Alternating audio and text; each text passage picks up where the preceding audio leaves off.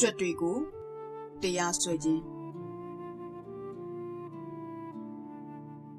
15ရာစုပြင်သစ်မှာလေသမားတွေက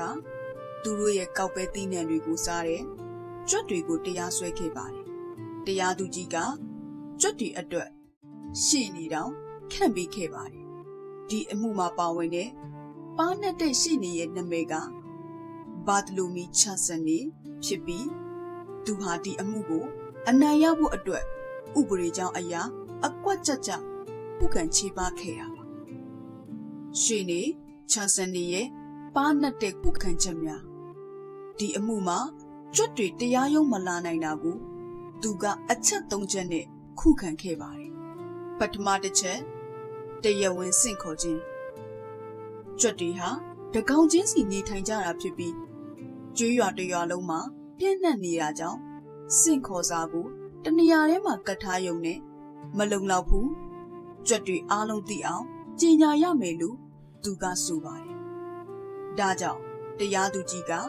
ရွာတိုင်းမှာကြွက်တွေအတွက်ဆင့်ခေါ်စာကိုလိုက်လံကြေညာခိုင်းခဲ့ရပါတယ်ဒုတိယတစ်ချက်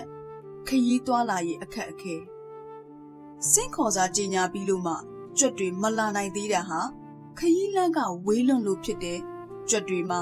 မိသားစုတွေအပိုးအပွားတွေပါရှိတာကြောင့်